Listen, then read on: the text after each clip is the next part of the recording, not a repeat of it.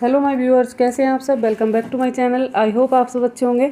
यहाँ पर करने वाले हैं हम ईवीएस की क्लास सीटेट प्राइमरी लेवल के लिए। इस चैनल पर मैं करवाती हूँ पेडागोजी सीटेट के लिए हिंदी, इंग्लिश और मैथ की क्लासेस। अगर आप चैनल पर नए हैं और आपने अब तक कोई वीडियो नहीं देखी है तो प्लीज़ जाइए चैनल को सब्सक्राइब कीजिए और प्लेलिस्ट में जाकर पुरानी सारी वीडियो देख लीजिएगा। देखते हैं क्वेश्चन नंबर 1 में क्या दिया है। जिस प्रकार बायां दाएं के सापेक्ष है उसी प्रकार ऊपर नीचे कुछ नहीं होता है पृथ्वी के सापेक्ष, केवल यह सापेक्ष होता है। पृथ्वी गोल है। वास्तव में हम भारत के लोग नीचे दिए गए किस देश के लोगों के सापेक्ष एक दूसरे के उल्टे हो सकते हैं। हमें ये बताना है कि हम किस देश के सापेक्ष उल्टे हो सकते हैं। केवल मानने वाली बात होगी इसमें। तो यहाँ पर देख लेते हैं क्या क्या ऑप्शन दिए हैं। अल्जीरिया दिया हुआ है, अर्जेंटीना दिया हुआ है, अलास्का USA दिया है और लीबिया दिया है। तो यहाँ पर जो राइट आंसर हो जाएगा वो हो जाएगा हमारा ऑप्शन नंबर बी, अर्जेंटीना। चलिए इसको एक्सप्लेन कर देते हैं ये कैसे है। यहाँ पर अर्जेंटीना के लिए मैप बना देती हूँ मैं। ये आता है किसमें, ये एक देश है जो आता है दक्षिण अमेरिका का एक शहर है। ये एक देश जो है दक्षिण अमेरिका उसका शहर आता है अर्जेंटीना। तो इसमें नीचे की साइड कुछ दिया हुआ है और इसके सापेक्ष भारत हो जाएगा कहीं यहाँ पर। तो उसके सापेक्ष एक दूसरे के दोनों शहर क्या हो जाएंगे, उल्टे हो जाएंगे। तो आप इसको मान लीजिएगा यहाँ पर भारत है। आप वर्ल्ड मैप देखते हैं तब आपको ये समझ में आ जाएगा इजीली। और यहाँ पर आ जाएगा अर्जेंटीना। तो इसी के अकॉर्डिंग हो जाएगा option number B correct. B is the right answer. चलिए आते हैं नेक्स्ट पर। क्वेश्चन नंबर है 2। क्वेश्चन नंबर 2 में दिया है पशुओं के अनियमित व्यवहार के एक आश्चर्यजनक उदाहरण ने जब आदिवासियों को आने वाली आपदा के बारे में संकेत दिए थे इस दौरान देखा गया था। तो ये किस दौरान हुआ था बताना है हमें। जब पशुओं ने अनियमित व्यवहार किया था और उसके बाद भयंकर आपदा आई थी। ऑप्शन देख लेते हैं यहाँ पर। हिंद महासागर की सुनामी 2004, या गुजरात का भूकंप 2001, कश्मीर की बाढ़ 2014, या केदारनाथ का भूस्खलन 2013। तो यहाँ पर जो राइट आंसर है वो हो जाएगा हमारा ऑप्शन नंबर ए। जो हिंद महासागर में सुनामी आई थी 2004 में, तो तब पशुओं का अनियमित व्यवहार देखा गया था और उससे आदिवासियों को आपदा के आने के बारे में पता लग गया था और वो सतर्क हो गए थे। तो यहाँ पर आंसर ए करेक्ट है। चलिए आते हैं नेक्स्ट पर। क्वेश्चन नंबर है 3 में दिया है ऊष्माद्वीप क्या है। ऊष्माद्वीप क्या होता है, ऑप्शन देख लेते हैं। द्वीप के रूप में एक शहरी क्षेत्र जो सौर ऊर्जा पर निर्भर करता है। ऑप्शन बी में देख लेते हैं। बी में दिया है वह द्वीप जिस पर कई व्यावसायिक गतिविधियाँ होती हैं इसलिए वह द्वीप ऊष्माद्वीप नहीं कहलाता है। तो ये ऑप्शन रॉन्ग हो जाएगा यहाँ पर। वह शहरी या महानगरीय क्षेत्र जो अपने आसपास के ग्रामीण क्षेत्रों से अधिक गर्म होता है इसलिए बात कही जा रही है। ऑप्शन डी में देख लेते हैं। वह ग्रामीण क्षेत्र जिसका अपने आसपास के क्षेत्रों से उच्च तापमान होता है। तो ये भी रॉन्ग हो जाएगा। यहाँ पर जो राइट आंसर हो जाएगा वो हो जाएगा option number C. C is the right answer. वह शहरी या महानगरीय क्षेत्र जो अपने आसपास के ग्रामीण क्षेत्रों से क्या होता है, अधिक गर्म होता है, तो उसको ऊष्माद्वीप बोला जाता है। आते हैं नेक्स्ट पर। क्वेश्चन नंबर है यहाँ पर 4। निम्नलिखित में से कौन सा कथन जीवों को उनके आकार के आधार पर जाएगा विषाणु, जीवाणु, कवक और शैवाल। तो ऑप्शन नंबर ए जो है ये करेक्ट हो जाएगा। चलिए आते हैं इसी के साथ क्वेश्चन नंबर 6 पर। निम्नलिखित में से कौन सा एक कीट भक्षी पौधा है। तो हमें बताना है कीट भक्षी पौधा अर्थात मांसाहारी पौधा इनमें से कौन सा है। देख लेते हैं। अमरबेल। अमरबेल नहीं होती है क्योंकि अमरबेल में जड़ नहीं होती है और ये पौधों के ऊपर फैलकर अपना पोषण लेते हैं। इसको क्या बोलते हैं, परजीवी बेल के अंतर्गत भी आती है। लाइकेन नहीं है। लाइकेन छोटी छोटी हर्ब टाइप होती है तो लाइकेन नहीं होगी। इसको प्रदूषण का सूचक भी माना जाता है। फिर है पिक्चर पौधा और एक उसके बाद है कैक्टस। तो कैक्टस नहीं है, ये रेगिस्तान में पाया जाता है। यहाँ पर जो राइट आंसर हो जाएगा वो हो जाएगा हमारा option number C. C is the right answer. Picture पौधा बोलते हैं, इसको घटपर्णी पौधा बोलते हैं और इसको मांसाहारी पौधा भी बोलते हैं। इस पौधे से एक प्रकार की गंध निकलती है। यह जीवों को अपनी ओर आकर्षित करती है। यह पौधा इंडोनेशिया, ऑस्ट्रेलिया और भारत के मेघालय में पाया जाता है। यह चूहा, जैसे चूहा हो जाता है, मेंढक हो जाता है, छोटे मोटे कीट पतंगे होते हैं, यह उनको अपनी ओर आकर्षित करता है इसके अंदर से जो गंध निकलती है उसके द्वारा। और जो उसको पोषक तत्व मिट्टी से नहीं मिलते हैं तो वो कीटों के द्वारा ले लेता है। ये एक ऐसा पौधा है जो मांसाहारी भी है और साथ साथ शाकाहार में भी आता है। ये क्या करता है, सूर्य की किरणों से अपना जो सूर्य का प्रकाश मिलता है उसमें अपना भोजन भी निर्माण करता है, भोजन को भी बनाता है और साथ ही क्या करता है, ये मांसाहार भी करता है, कीटों को भी खाता है। तो चलिए आते हैं इसी के साथ नेक्स्ट पर। क्वेश्चन नंबर है 7। पाठ हुत्तुतु में कर्णम मलेश्वरी कौन है। तो ये बता रहे हैं कि कर्णम मलेश्वरी कौन है। ऑप्शन देख लेते हैं यहाँ पर। एक मुक्केबाज हैं, एक व्यायामी है, जिम्नास्टिक है, या एक भारोत्तोलक हैं, एक हॉकी की खिलाड़ी हैं। तो यहाँ पर जो राइट आंसर हो जाएगा वो होने वाला है हमारा option number C is the right answer. एक भारोत्तोलक हैं, एक वेट लिफ्टर हैं। चलिए आते हैं इसी के साथ नेक्स्ट पर, क्वेश्चन नंबर 8 में दिया है आप रेलवे स्टेशन पर हैं और आपको अपने परीक्षा केंद्र पर पहुंचना है। इसके लिए आप सबसे पहले क्या करेंगे, ठीक उत्तर में जाएंगे। तो यहाँ पर मैं आपको डायरेक्शन शो कर देती हूँ। चलिए देख लेते हैं डायरेक्शन क्या होती हैं। यहाँ पर आ जाएगा नॉर्थ, नॉर्थ आ जाएगा यहाँ पर, और इधर आएगा ईस्ट, इधर आ जाना है वेस्ट, और इधर आ जाएगा साउथ। तो हमें सबसे पहले क्या बताना है, इसमें हमें बताना है कि 50 मीटर ठीक उत्तर में चलता है। तो यहाँ पर दिखा देती हूँ मैं, 50 मीटर चलेगा ठीक उत्तर में, ये चलता है। फिर उसके बाद ठीक चलेगा पूर्व में, तो इधर की साइड जाएगा। पूर्व में चलता है 100 मीटर, उसके बाद चलेगा 300 मीटर ठीक उत्तर की ओर, और फिर उसके बाद अंत में क्या जाएगा, 160 मीटर चलकर परीक्षा केंद्र पश्चिम की ओर पहुंच जाएगा। पश्चिम 160 मीटर यहाँ पर, और चलना स्टार्ट किया उसने यहाँ से। और जो मैप की डायरेक्शन है वो कुछ इस तरह से बनेगी। अब जहाँ पर वो खड़ा होगा वहाँ से पूछा जाएगा, तो यहाँ से डायरेक्शन देखनी है, और जहाँ से वो चला था उस स्थान को हमें बताना है। ये स्थान है जहाँ से वो चला था। पूछ रहे हैं कि जहाँ उसका परीक्षा केंद्र है और जहाँ से वह चला था रेलवे स्टेशन की दूरी क्या होगी, किस सापेक्ष, किस दिशा में होगा, ये हमें बताना है। तो यहाँ से अगर इसको देखते हैं तो वो इस समय उत्तर में है, और यहाँ क्या हो जाएगा, फिर साउथ हो जाएगा, और इधर क्या हो जाएगा, ये ईस्ट हो जाएगा। तो डायरेक्शन कौन सी हो जाएगी, डायरेक्शन हो जाएगी यहाँ पर, ऑप्शन देख लेते हैं, उत्तर पूर्व, उत्तर पश्चिम है, दक्षिण पूर्व है, या दक्षिण पश्चिम है। तो यहाँ पर जो राइट आंसर हो जाएगा वो हो जाएगा हमारा ऑप्शन नंबर, राइट आंसर हो जाएगा यहाँ पर दक्षिण पूर्व। क्या है, बाघ के बारे में कुछ कथन दिए गए हैं, सही कथन को आपको पहचानना है। बाघ की मूंछें जो होती हैं अंधेरे में गति करने तथा शिकार को ढूंढने में मदद करती हैं। जी हाँ, ये बिल्कुल राइट है। बी में देख लेते हैं क्या दिया है, बाघों के कान अलग अलग दिशा के साथ हिल सकते हैं, अलग अलग दिशा में अलग अलग तरह से हिल सकते हैं। ये भी जो कथन दिया है ये भी सही है। सी में देख लेते हैं, बाघ की दहाड़ 5 किलोमीटर दूर तक सुनाई देती है। ये ऑप्शन गलत है, 3 किलोमीटर तक देती है। ऑप्शन डी में देख लेते हैं, बाघ अपने क्षेत्र को अपने जो अनेकों किलोमीटर के दायरे में आता है उसको अपने पेशाब से अंकित करते हैं, अपना मल त्याग करते हैं। तो जी हाँ, ये करेक्ट है। चलिए ऑप्शन देख लेते हैं क्या दे रखे हैं यहाँ पर। ऑप्शंस दिए हैं ए बी सी सही हैं, तो यहाँ पर सी रॉन्ग हो जाएगा, इसके अकॉर्डिंग ये ऑप्शन गलत हो जाएगा। ए बी नहीं है, साथ में डी भी करेक्ट है, और जो ऑप्शन दिया है A B D option number C में है, ये करेक्ट हो जाएगा। ए सी करेक्ट नहीं है क्योंकि सी वाला जो है वो रॉन्ग है। तो यहाँ पर जो राइट आंसर निकल कर आएगा वो हो जाएगा हमारा option number C. A B और डी तीनों पॉइंट जो हैं ये सही हैं बाघ के बारे में। बाघ के बारे में मैंने आपको डीपली एक्सप्लेन करके वीडियो में पढ़ाया है ईवीएस की क्लास में। अगर आपने नहीं देखी है तो प्लीज़ जाइए और प्लेलिस्ट में जाकर उसको देख लीजिएगा। वहाँ से बहुत सारे क्वेश्चन बनते हैं सीटेट के एग्ज़ाम में, क्योंकि यहाँ आते हैं एनसीईआरटी बेस्ड क्वेश्चन। चलिए आते हैं नेक्स्ट पर, क्वेश्चन नंबर है 10 में दिया है गोलकुंडा किले का निर्माण किया गया था। तो गोलकुंडा किले का निर्माण किसके द्वारा किया गया था, हैदराबाद के निज़ामों के द्वारा, मुगलों के द्वारा, या ऑप्शन सी कुतुबशाही सुल्तानों द्वारा, या ऑप्शन डी दिल्ली सल्तनत के शासकों द्वारा। तो यहाँ पर जो राइट आंसर हो जाएगा वो हो जाएगा हमारा ऑप्शन नंबर सी, कुतुबशाही सुल्तानों के द्वारा जो था गोलकुंडा किले का निर्माण करवाया गया था। आते हैं नेक्स्ट पर, क्वेश्चन नंबर है 11 में देख लेते हैं क्या दिया है। निम्नलिखित में से कौन से पशु वस्तुओं को श्वेत श्याम रंग में देख पाते हैं। तो ऐसे कौन से पशु हैं जो वस्तुओं को काला और सफ़ेदी देख पाते हैं, उन्हें भी रंग कलरफुल नहीं दिखती हैं, रंगीन नहीं दिखाई देती हैं। तो यहाँ ऑप्शन दिए हैं चमगादड़, उल्लू और काटा चूहा, चूहा, सांप और कुत्ता। तो कुत्ते के साथ ऐसा नहीं होता है, इसलिए ऑप्शन नंबर बी करेक्ट नहीं है। बिल्ली, गाय, उल्लू, गाय दिन में भी सही देख पाती है इसलिए भी गलत हो जाएगा। चमगादड़, सांप और शेर, तो ये भी रॉन्ग हो जाएगा। यहाँ पर जो राइट आंसर हो जाएगा वो होगा हमारा ऑप्शन नंबर ए, चमगादड़, उल्लू और काटा चूहा। और यहाँ पर आप कंफ्यूज हो रहे होंगे काटा चूहा क्या होता है। तो एक चूहे के जैसा चूहा होता है और उसके ऊपर क्या होते हैं, छोटे छोटे कांटे टाइप होते हैं। वो देखने में छुछुंदर जैसा लगता है पर होता वो चूहा है, उसको बोला जाता है काटा चूहा। चलिए आते हैं नेक्स्ट पर, क्वेश्चन नंबर है 12। क्वेश्चन नंबर 12 में देख लेते हैं, मृत एवं सड़े गले पदार्थों से पोषण प्राप्त करने वाले जीवों का उदाहरण हमें यहाँ पर बताना है।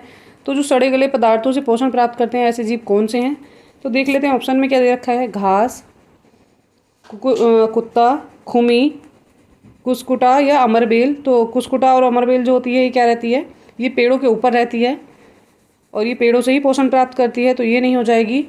कुत्ता भी नहीं होगा, कुत्ता सड़े गले पदार्थों से पोषण प्राप्त नहीं करता है। घास भी नहीं होती है, ये सूर्य से अपना भोजन बनाते हैं, सूर्य के प्रकाश में भोजन बनता है, तो ये भी नहीं होगा। यहाँ पर जो राइट आंसर हो जाएगा वो होगा हमारा ऑप्शन नंबर सी, खुमी। और खुमी क्या होता है, ये ऐसे जीव होते हैं जिसके अंतर्गत क्या आता है, इनके अंतर्गत आता है कुकुरमुत्ता और गुच्छी, जिनमें क्या होता है फूल पत्तियाँ नहीं होती हैं और ये सड़े गले पदार्थों से क्या करते हैं, पोषण प्राप्त करते हैं। तो यहाँ पर जो राइट आंसर हो जाएगा वो हो जाएगा option number C, C is the right answer. आते हैं नेक्स्ट पर, क्वेश्चन नंबर 13। क्वेश्चन नंबर 13 में दिया हुआ है, खरीफ की फसलों को वर्षा के मौसम के आरंभ में बोया जाता है तथा इन्हें मानसून बरसात की फसलें भी कहा जाता है। निम्नलिखित में से कौन सा खरीफ जो समूह है वो खरीफ की फसल का उदाहरण है, हमें ये बताना है। तो उस समूह को बताइए जो खरीफ की फसल का उदाहरण है। चना, गेहूं, मटर, सरसों। तो गेहूं और मटर जो होते हैं, सरसों जो होती हैं, कहाँ कौन सी फसल होती हैं, ये रबी की फसलें होती हैं, इसलिए ऑप्शन हो जाएगा गलत। और फर्स्ट में दिया है धान, मक्का, सरगम या बाजरा, तो ये हो जाएगा राइट। गेहूं, मटर, तो जहाँ पर गेहूं आ जाएगा वो रबी की फसल में आएगा, तो ये गलत हो जाएगा। चना भी रबी की फसल में आता है, सरसों रबी की फसल में आती है, तो ये गलत हो जाएगा।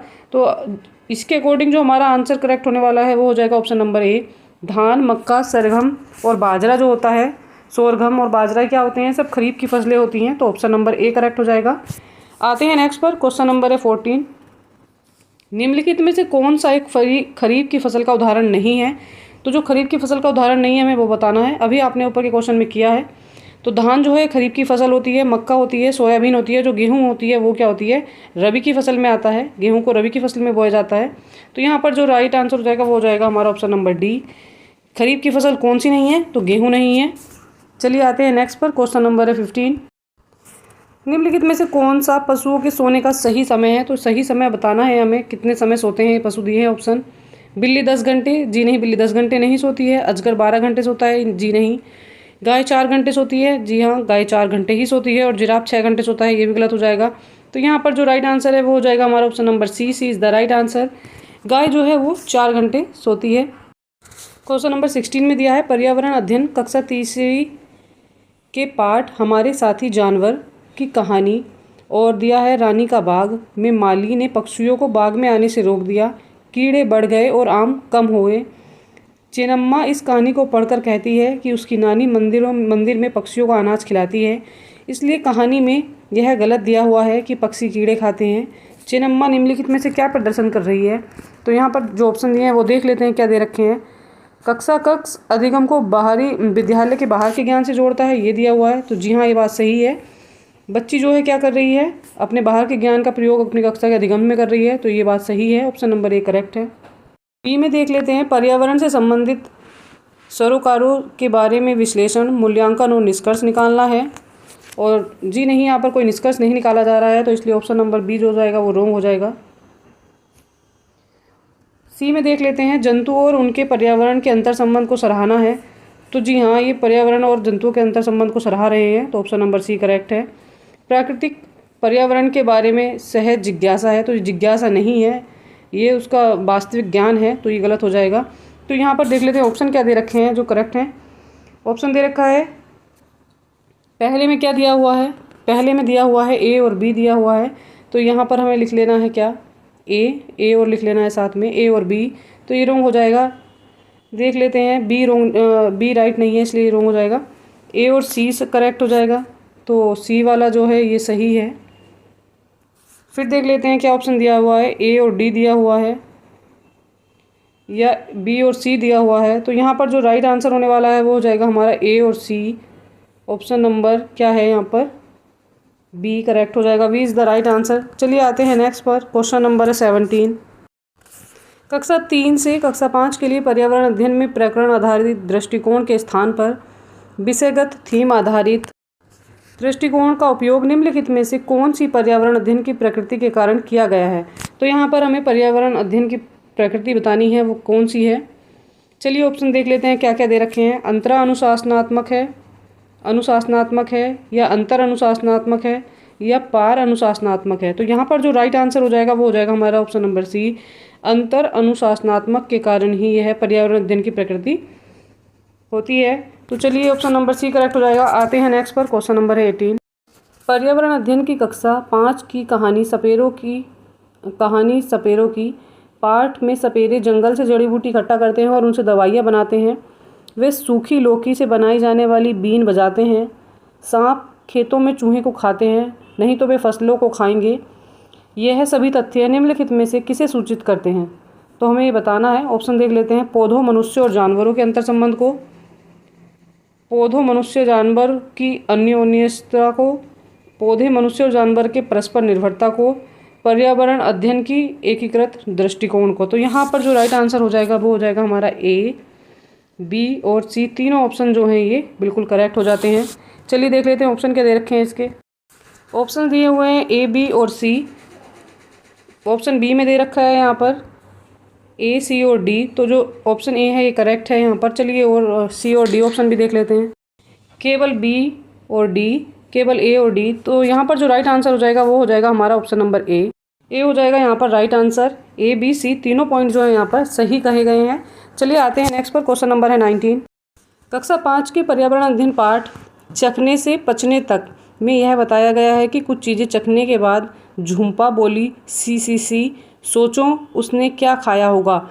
लेखक इसे निम्नलिखित में से किससे संबंधित करने का प्रयास कर रहा है? तो बताइएगा किससे संबंधित करने का प्रयास कर रहा है? बच्चे के अनुभव से, संवेदी अन्वेषण से, कल्पना से या खाद्य पदार्थों के विभिन्न स्वाद से। तो जी हाँ, यहाँ पर राइट आंसर हो जाएगा बच्चों के अनुभव से। बच्चों का जो अनुभव होता है, बच्चे चख कर देखते हैं और उससे कुछ आवाज़ें निकालते हैं, तो उससे ही कनेक्ट करने की चीज़ें कोशिश कर रहा है वह, कि बच्चे अपने अनुभवों के द्वारा ही सीखते हैं।